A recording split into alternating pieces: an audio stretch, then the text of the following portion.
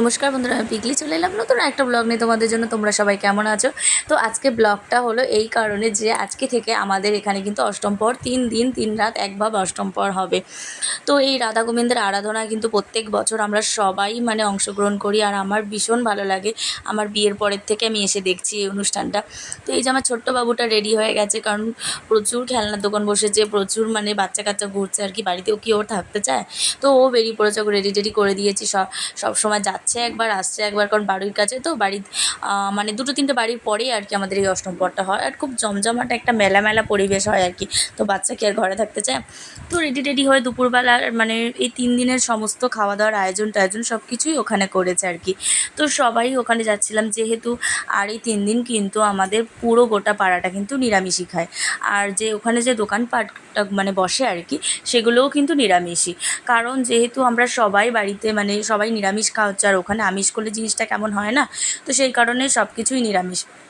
তো রাধা গোবিন্দের এই আরাধনা কিন্তু আমার ভীষণ ভালো লাগে। এই যে দোকানপাটগুলো বসেছে, তো ভীষণ ভালো লাগছে, একটা মেলা মেলা ভাব লাগে। প্রত্যেক বছর এই দিনগুলো আমরা খুবই আনন্দ করি, ভীষণ আনন্দ করি। বাড়িতে আত্মীয় পরিজন প্রত্যেকের বাড়িতে আসে সবাই, একটা অন্যরকম উৎসবের মতন পরিবেশ হয়, একটা পুজো পুজো ভাব লাগে।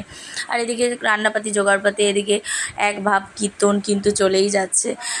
এদিকে একটা সামনে একটা ছোট্ট গোপাল রয়েছে, আর ওইদিকে এই যে মন্দিরের এই যে ফুল দিয়ে আর কি সাজানো হয়েছে। প্রত্যেক বাড়ি কেউ না কেউ ফুল দেয়, আগের বছর আমরা দিয়েছিলাম আর কি ফুল, এবছর কে দিয়েছে আমি জানি না।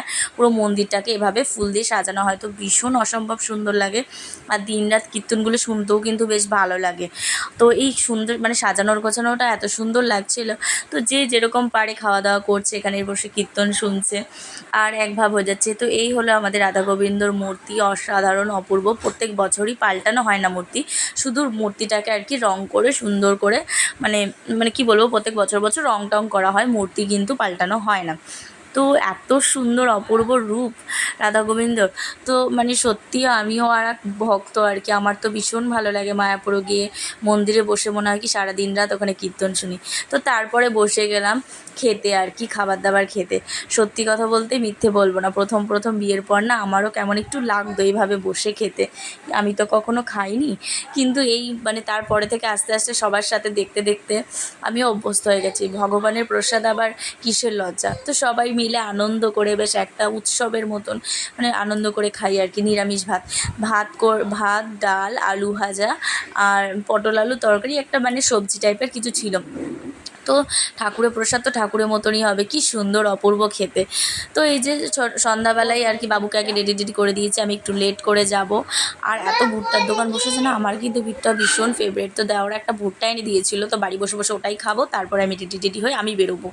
তো ভীষণ ভালো লাগছিলো ভুট্টাটা, এত কচি ভুট্টা, ওকে বলার সাথে সাথে দেখলাম ও এনে দিল আর কি। তো আমি কচি ভুট্টাটা আমি খাই, তারপরে আমি রেডি হব।